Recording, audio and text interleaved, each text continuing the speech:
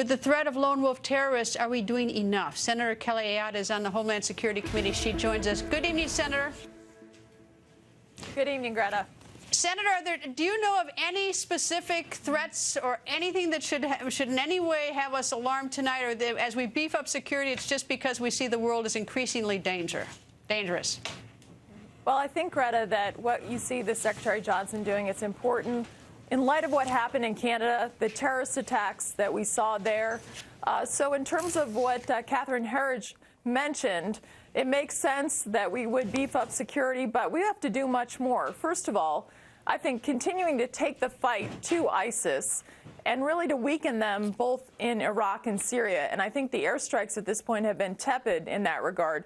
But also I continue to worry about the threat of the Western passport holders, the foreign fighters that have gone or attempted to go to Syria, including close to 100 Americans. And so I think Homeland Security has to take greater steps to revoke people's passports sooner that can have access to the United States. And as you know, many of these countries, you don't need a visa to come to the United States, as well as a focus continue on Americans who are attempting to join ISIS. But we got to be tougher there, I think, on what we're doing on the Homeland Security front.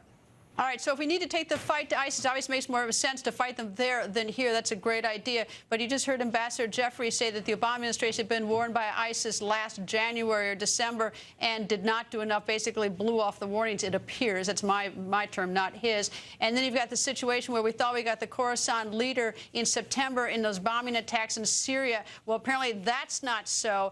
And so we don't have boots on the ground. And Ambassador says that at best what we're going to do is keep the status quo. So it doesn't seem like we're getting ahead of the game. I think, unfortunately, we aren't, Greta, because the airstrikes at this point, they have been tepid. They haven't been as forceful as we have used in the past. In addition to that, you think about some of these moderate opposition that we've been trying to train. Well, they're being murdered by Assad right now. So as soon as we can train them, Assad's going to kill them. So I'm not sure how that's going to work. But also, I would say that you also have to step back and think about this in the context of why would the administration not want to engage on Iraq at the time they first heard about these warnings? Well, they wanted to leave Iraq. I mean, the president ran on that.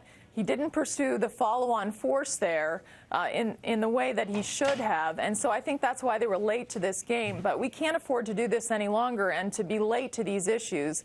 We have to be much more aggressive and I think forward in addressing the threats that we're facing, especially when we see what happened in Canada and also in New York City recently.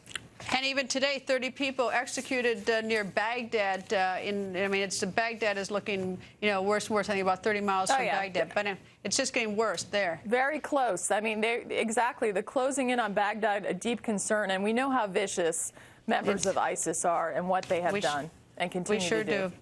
Senator, thank you.